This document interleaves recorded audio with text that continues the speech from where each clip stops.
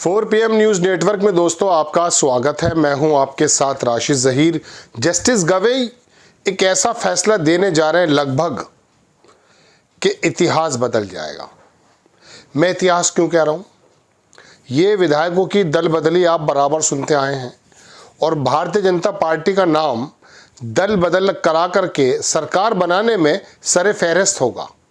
सरे फहरिस्त मतलब लिस्ट में सबसे ऊपर यदि किसी का नाम होना चाहिए या होगा एविडेंस के साथ कि किस किस के विधायकों को खरीद करके, डरा करके, धमका करके, आरोप के अनुसार यदि किसी की सरकार गिराई है और अपनी बनवाई है तो उसमें बीजेपी का नाम सबसे ऊपर है। ऐसे समय में इन विधायकों की दल बदल करना और इन पर रोक लगाना कोर्ट की जिम्मेदारी हुआ करती थी। उससे पहले स्पीकर की जिम्मेदारी हुआ करती थी, लेकिन जब राहुल नार्वेकर जैसा स्पीकर आ जाए तो फिर क्या हो। ऐसे समय में जस्टिस गवई का जो फैसला आने वाला है, लगभग सुनवाई हो चुकी है, वो अगर आ गया दोस्तों तो ये जो बैकडोर से सरकारों का बनाने का, बिगाड़ने का जो खेल भारतीय जनता पार्टी ज़्यादा करती है उस पर लगाम लग जाएगी। ये बात दीगर है कि फैसला कांग्रेस के लिए आ रहा है।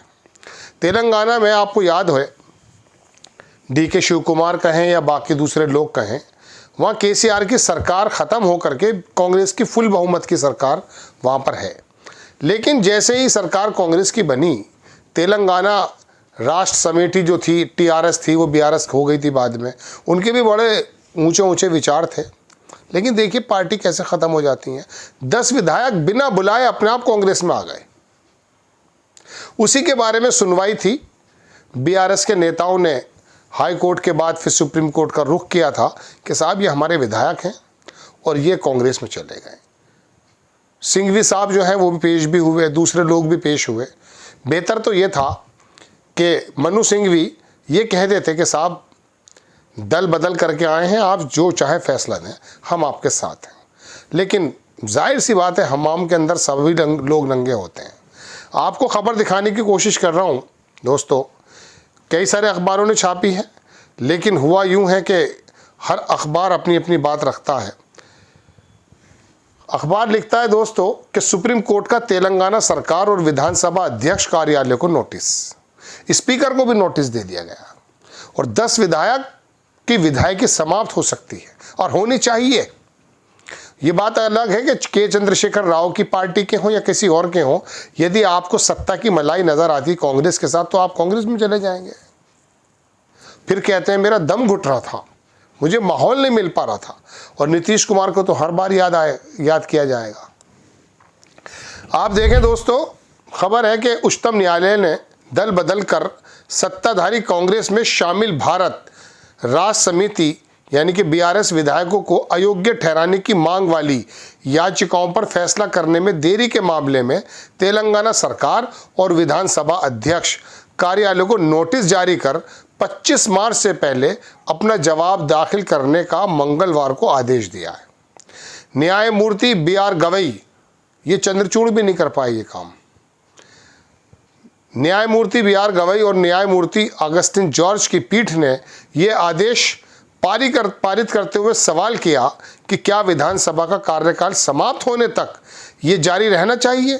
क्या लोकतंत्र में ये स्थिति विधानसभा का कार्यकाल समाप्त होने तक जारी रहनी चाहिए? महाराष्ट्र में तो ऐसे हुआ है साहब। बार बार कोर्ट बात करती थी। राहुल नार्वेकर ने, स्पीकर थे उस जमाने में, इतना लंबा मामला चला दिया जनाब कि वो सरकार, अब मालूम ही नहीं कि पुरानी वाली जो सरकार गिराई गई थी जब शिंदे को चीफ मिनिस्टर बनाया था, उसका हुआ क्या है? वहाँ तो नया चुनाव हो गया, वहाँ तो फडणवीस बीजेपी के बन गए। जो काम करना था वो कर दिया था। असम सरकार में असम लेके चले गए थे वहाँ विधायकों को।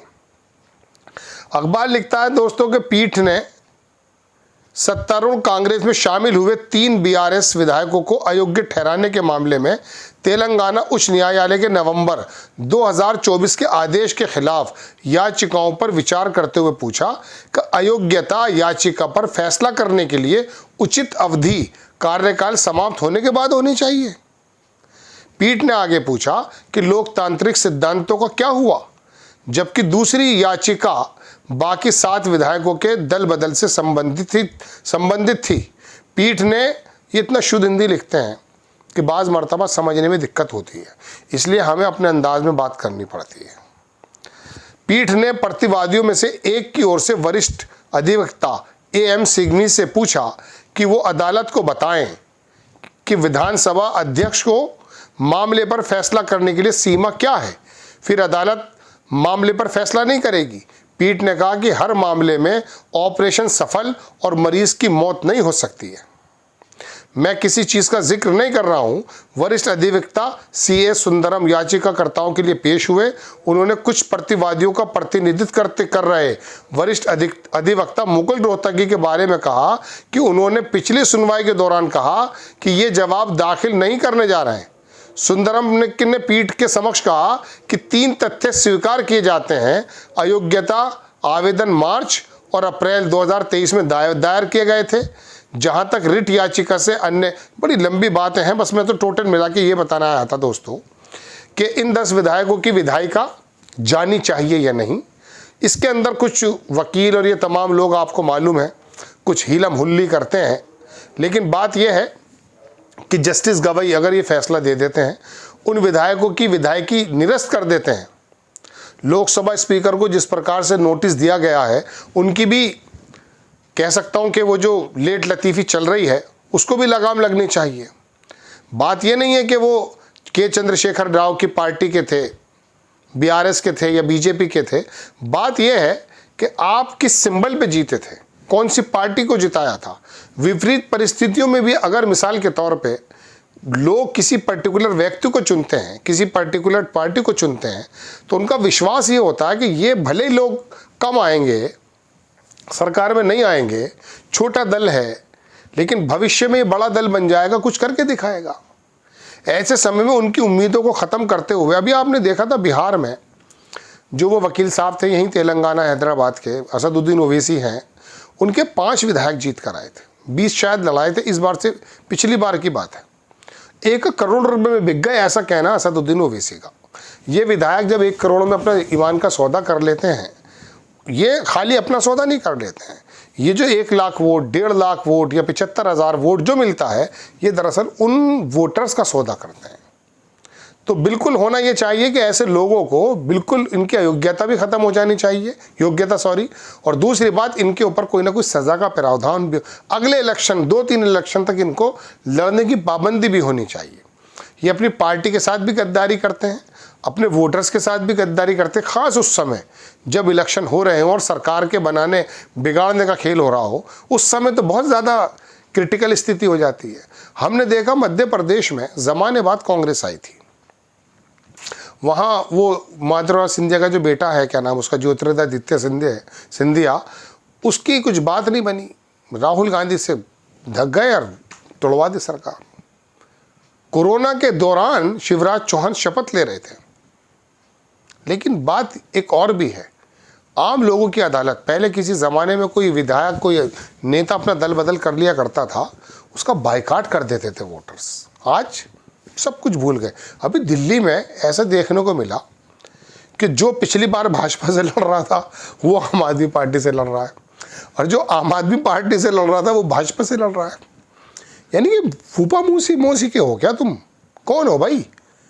फिर सिद्धांतों के खिलाफ, पार्टी के खिलाफ, नेता के खिलाफ किस मुंह से बोल बैठते हैं आप? हैरत की बात है। बहरहाल जस्टिस गवई एक ऐसा फैसला ले रहे थे, सुनवाई हुई और 25 मार्च को गालिबन समय दिया गया है। ये नज़ीर होगा, और मैं कह रहा हूँ ये कांग्रेस से निकाले जाएंगे या इनकी विधायकी ख़त्म होगी, लेकिन सबसे बड़ी बात बताऊँ मैं आपको, वो रास्ते बंद हो जाएंगे कि ज़मीर फरोश विधायक जब किसी भी बड़े नेता, छोटे नेता या कोई भी चाणक्य के जाल में आएंगे तो वो कम से कम अपनी विधायकी का सौदा नहीं करेंगे।